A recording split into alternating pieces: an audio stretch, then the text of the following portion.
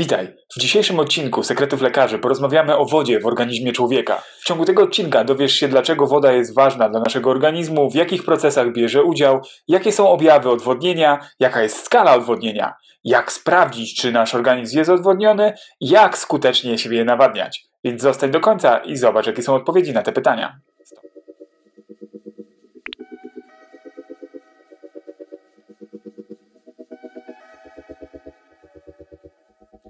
Woda w organizmie człowieka stanowi około 60 do 75% u osoby dorosłej według najnowszych badań. U noworodków to około 80%. Ponad połowa tej wody znajduje się w przestrzeni wewnątrzkomórkowej, co powoduje, że jest bogata w różnego rodzaju substancje organiczne i nieorganiczne. Dlaczego woda jest taka ważna dla naszego organizmu? Dlatego, że bierze udział we wszystkich czynnościach życiowych. Jest podstawą funkcjonowania nerek, bierze udział w procesie trawienia, jest podstawą działania naszego mózgu i neuroprzekaźników, tworzy przestrzenie międzystawowe, nawilża skórę, gałki oczne, błony śluzowe i tak mógłbym wymieniać w nieskończoność. Ale przejdźmy dalej. Wszyscy tracimy od 2 do 3 litrów wody w ciągu dnia poprzez pot, mocz, kał. W trakcie aktywności fizycznych temperatura naszego ciała się zwiększa i wydzielamy więcej wody. Całość wody w naszym organizmie wymieniamy mniej więcej co 20 dni. Jak określamy odwodnienie naszego organizmu? Do tego używamy trójstopniowej skali. Od 1% do 5% to niski stopień odwodnienia. Od 5 do 10% utraty wody to średni stopień odwodnienia i od 10 do 20%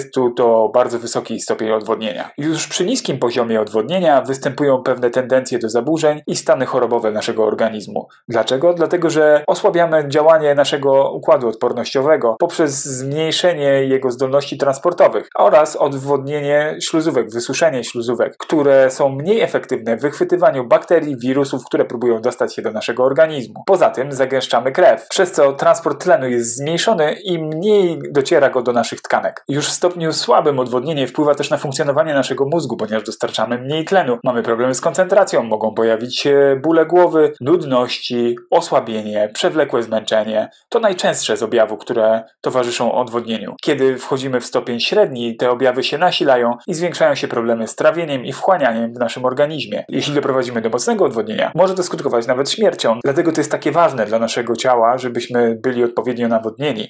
I nieczęsto zwracamy na to uwagę, jak sprawdzić, czy jesteśmy odpowiednio nawodnieni. To bardzo proste. Pierwszym testem jest kolor naszego moczu. Jeżeli mocz zmienia swój kolor na gęsty, brązowy i intensywnie pachnie, to znaczy, że mamy zbyt mało wody w naszym organizmie. Jeżeli przewlekle czujemy się zmęczeni, nie mamy energii, najwyraźniej jesteśmy już odwodnieni. Jeżeli zaczynamy już czuć pragnienie, to znaczy, że jesteśmy przynajmniej na poziomie 5% odwodnienia naszego organizmu i nie powinniśmy do tej sytuacji doprowadzać. Jak temu zapobiec? Powinniśmy systematycznie pić małe dawki wody. Ile wody powinniśmy mieć na nasz organizm? Mniej więcej 30 ml na kilogram naszego ciała. Czyli jeżeli ktoś waży 65 kg, powinien codziennie spożywać 1,9 litra wody. Ale jest to też indywidualne, ponieważ zależy to od tego, jaki poziom wysiłku fizycznego mamy poszczególnego dnia, albo jak wygląda nasza praca, czy pracujemy w środowisku chłodnym, w ciepłym. Mówi się, że dla utrzymania zdrowia powinniśmy wypijać od 2,5 do 3 litrów wody dziennie. Pamiętajmy, żeby jednak dostosować się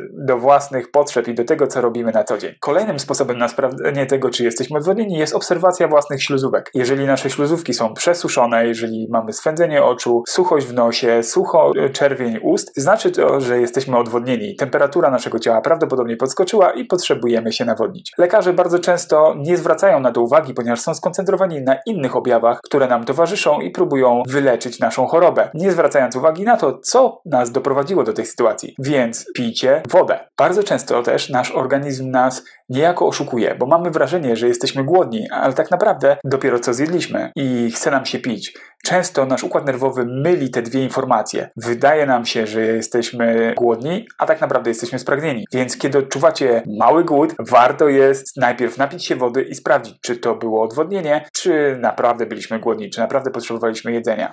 Kolejnym sposobem na nawodnienie naszego organizmu jest stosowanie domowych napoi izotonicznych. Jak to zrobić? Na litr wody 5 gram soli, najlepiej himalajskiej, plus połowa wyciśniętej cytryny spowoduje, że ta woda będzie się bardziej wchłaniała do naszego organizmu i zostanie tam na dłużej. Spowoduje, że ta woda lepiej wchłonie się do naszych tkanek. Podsumowując, jeżeli odczuwasz przewlekłe zmęczenie, problemy z koncentracją, to najpierw sprawdź swój poziom nawodnienia, a to najprawdopodobniej zmieni twój stan. Co jest kluczem do utrzymania odpowiedniego nawodnienia organizmu?